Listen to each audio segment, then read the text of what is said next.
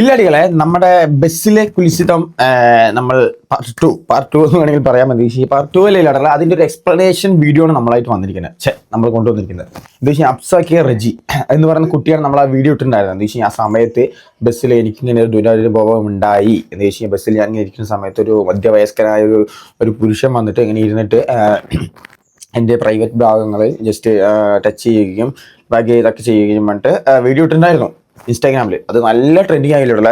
പക്ഷെ അതിൽ ആൾക്കാർക്ക് നോക്കുന്ന സമയത്ത് എന്താ വെച്ച് കഴിഞ്ഞാൽ അതിലൊരു മോശം വന്നൊരു സംഭവം ഇല്ല. പക്ഷെ എന്താ വെച്ച് കഴിഞ്ഞാൽ ആൾക്കാർ മൊത്തം ഈ അപ്സ എന്ന് പറയുന്ന കുട്ടിക്ക് നെഗറ്റീവായിട്ട് വന്നു. എന്താ വെച്ച് കഴിഞ്ഞാൽ അങ്ങനെ ഒരു സംഭവം നടന്നിട്ടേ ഇല്ല, അങ്ങനെ നീ എന്ത് പറയേണ്ട ആവശ്യം എന്നൊക്കെ പറഞ്ഞിട്ട് ഫുള്ള് നെഗറ്റീവായിട്ട് വന്നു.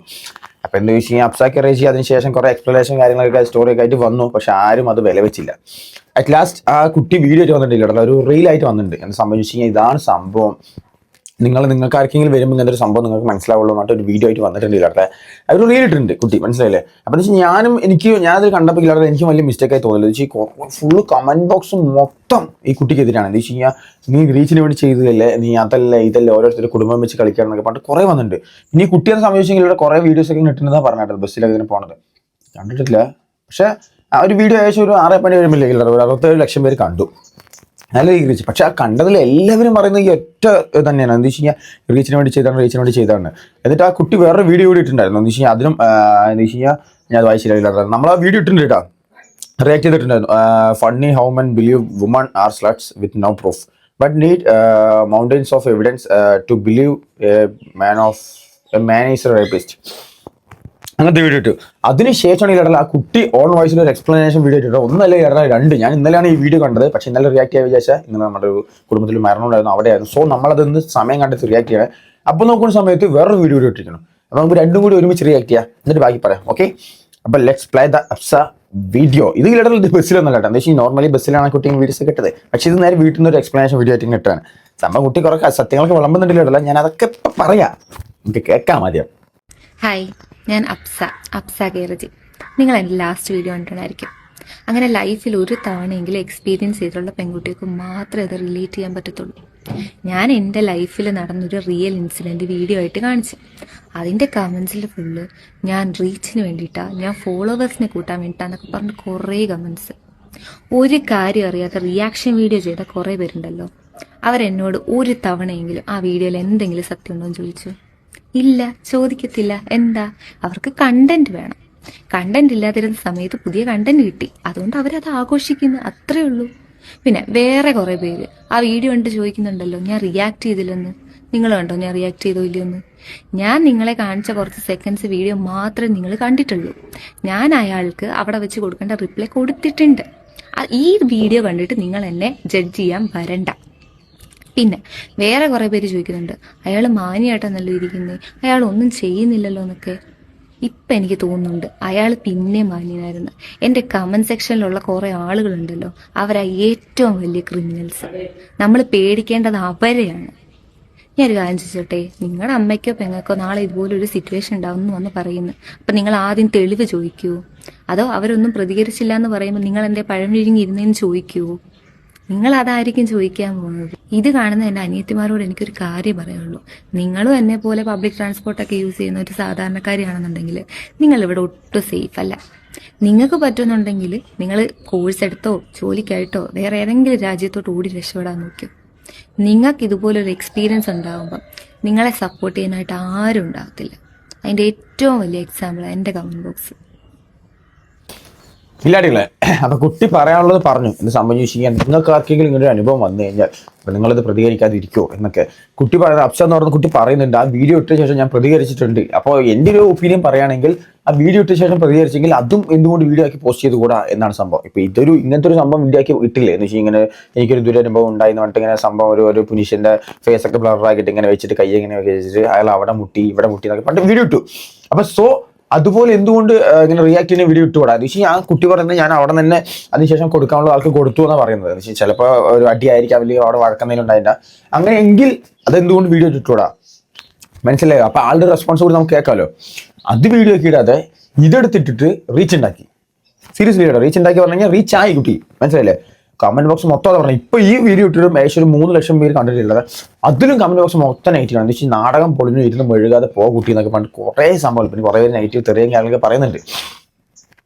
ബട്ടർ ടീച്ചർ ഞാൻ ഒരു കാര്യം അറിയില്ല. അപ്പോൾ എന്ന് വെച്ചാൽ ഈ വീഡിയോ ഇനിയിപ്പോൾ അപ്സ എന്ന് പറഞ്ഞ കുട്ടി കാണുമെന്ന് എനിക്കല്ല. ഞാനൊരു കാര്യം പറയാം. അപ്പോൾ എന്ന് വെച്ചാൽ വിത്ത് റെസ്പെക്ട് ഞാൻ പറയുന്നത് വെച്ചാൽ ഇപ്പോൾ നിങ്ങൾക്ക് അങ്ങനത്തെ ഒരു അനുഭവം ഉണ്ടായെങ്കിൽ സ്പോട്ടിൽ പ്രതികരിക്കുക. മനസ്സിലായി? ഇപ്പോൾ അങ്ങനെ ആരെങ്കിലും ഒരാളിപ്പോൾ തൊണ്ട വരുന്നുണ്ടെങ്കിൽ സ്പോട്ടിൽ പ്രതികരിക്കുക. അപ്പോൾ നമ്മളൊക്കെ അങ്ങനെയാണ് കേട്ടത്. നമ്മളെന്ന് വെച്ചാൽ ഞാൻ പറയാം, നമ്മുടെ പിള്ളേർക്ക് ബസ്സിൽ പോകുന്ന സമയത്ത് നമുക്ക് ഇതുപോലത്തെ കുറേ അനുഭവങ്ങൾ ഉണ്ടായിട്ട് ഇവന്മാർ ഇരിക്കുന്ന സമയത്ത് മറ്റവന്മാർ ആദ്യം ഇങ്ങനെ എന്താ കുട്ടാ എന്ന് പറഞ്ഞിട്ട് തൊടിയിലെ കൈ വയ്ക്കും. എന്നിട്ട് നേരെ പോണതിന് കൈ അങ്ങനെ കയറ്റുണ്ട്.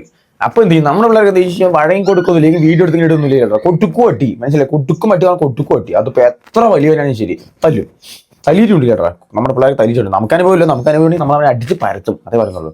അത്ര ഉള്ളു കേട്ടോ. അത് നമ്മൾ പറയുന്നുള്ളൂ. അത് നമ്മൾ സ്പോട്ടിൽ പ്രതികരിക്കണം. അല്ലാതെ ഇതൊരു വീഡിയോ ആക്കി ഇട്ടിട്ട് ബാക്കി കാര്യങ്ങളൊക്കെ ഇട്ടിട്ട് പിന്നെ അതിനുശേഷം ഞാൻ പ്രതികരിച്ചു അല്ലെങ്കിൽ ഞാൻ അങ്ങനെ ചെയ്തു ഇങ്ങനെ ചെയ്തു പറഞ്ഞ വെച്ച് ബെറ്റർ അല്ലേ ഇപ്പം തന്നെ സ്പോട്ടിൽ പ്രതികരിക്കുന്നത്. അപ്പോൾ അതാണ് എൻ്റെ ഒരു ഒപ്പീനിയൻ. അപ്പോൾ അങ്ങനെ ചെയ്യുക. ഇനിയിപ്പോൾ ഇത് കാണുന്ന വീഡിയോ കാണുന്ന ഇനിയിപ്പോൾ അനിയത്തിമാരോ കാര്യങ്ങളൊക്കെ ഉണ്ടെങ്കിൽ അങ്ങനെ ചെയ്യാമെന്നാണ് ഞാനും പറയുന്നത്. ഓക്കെ, അപ്പം ഇപ്പോൾ അടുത്തൊരു വീഡിയോ അപ്സ റിജി എന്ന് പറഞ്ഞ കുട്ടി അടുത്തൊരു വീഡിയോ ഇട്ടിട്ടുണ്ട്. അതും കൂടി നമുക്ക് നോക്കാം.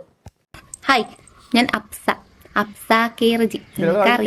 ഇൻസ്റ്റാഗ്രാം എടേ, ഞാനും ഇൻസ്റ്റാഗ്രാമിൽ കണ്ടന്റ് ക്രിയേഷൻ തുടങ്ങിയത് എൻ്റെ വീട്ടിലോട്ട് അരിമേടിക്കാൻ തന്നെയാ എന്നും പറഞ്ഞ് ആ വീഡിയോ ഫേക്കാന്ന് നിങ്ങൾ പറഞ്ഞല്ലേ. അതത്ര ശരിയായിട്ടില്ല. പിന്നെ പുരുഷ സംഘത്തിന്റെ മുതലാളി എൻ്റെ തലയ്ക്ക് 10,000 വില ഇട്ടിട്ടുണ്ട്. ഞാൻ അഡ്രസ്സ് പറഞ്ഞുതരാം, ആ പൈസ ഇങ്ങോട്ട് വന്നേക്ക്. അല്ലെ ഒരു കാര്യം ചെയ്യും, ഞാനൊരു 20,000 രൂപ അങ്ങോട്ട് തരാം. എൻ്റെ കയ്യിൽ ഉണ്ടായിട്ടൊന്നുമല്ല, ഞാൻ വല്ല പണയം വെച്ച് തരാം. ഞാൻ മാനം കെടുത്തി എന്ന് പറയുന്ന ആ വ്യക്തി ഉണ്ടല്ലോ, അയാളെ ഒന്ന് കണ്ടുപിടിച്ചിട്ട് എനിക്കെതിരെ കേസ് കൊടുക്കാൻ പറ. നിങ്ങൾ തലങ്ങും വിലങ്ങും വീഡിയോ ഇട്ട് നോക്കിയല്ലോ ആളിനെ കണ്ടുപിടിക്കാനായിട്ട്. ഇതുവരെ കണ്ടുപിടിക്കാൻ പറ്റിയില്ലേ?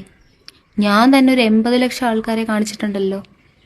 നിങ്ങൾ പറഞ്ഞല്ലോ ഫേസ് ബ്ലറാക്കിയാലും റിലേറ്റീവ്സിനും കൂട്ടുകാർക്കും നാട്ടുകാർക്കും എല്ലാ ആളിനെ മനസ്സിലാകുന്നു. ഞാൻ കുടുംബം തകർത്തെന്ന് വീഡിയോ ഇട്ടിട്ട് ഇത്രയും ദിവസമായല്ലേ, എന്നിട്ടും അയാൾ എന്താ പുറത്തു വരാത്തെ? അയാൾക്കറിയാം അയാൾ ചെയ്തത് പോക്കത്തരാന്ന്. നിങ്ങൾ എന്നെ പിഴയെന്ന് വിളിച്ചല്ലേ.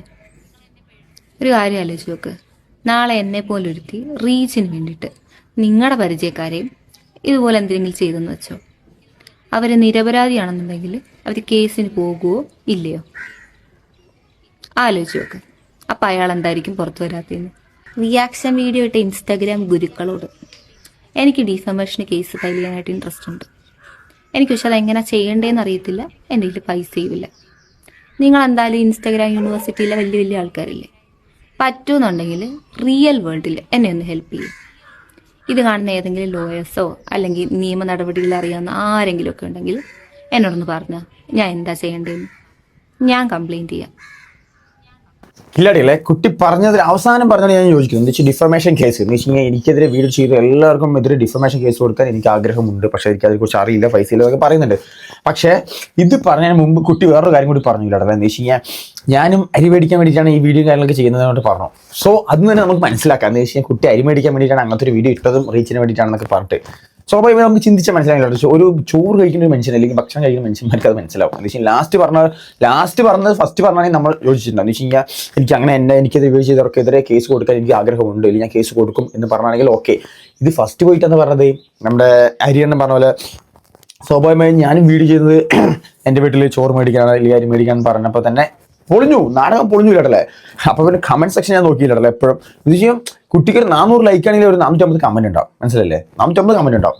അപ്പോൾ കമന്റ് ആൾക്കാർക്ക് പറഞ്ഞത് വെച്ച് കഴിഞ്ഞാൽ നിനക്ക് അങ്ങനെ അരി മേടിക്കാനും റീച്ചിന് വേണ്ടിയിട്ടാണെങ്കിൽ നീ സ്വന്തം വീട്ടിലെ ആൾക്കാരെ എടുത്തിട്ട് വ്യൂസ് ഉണ്ടാക്കൂ എന്നൊക്കെ പറഞ്ഞിട്ട് കുറേ കമന്റ് ഉണ്ട്.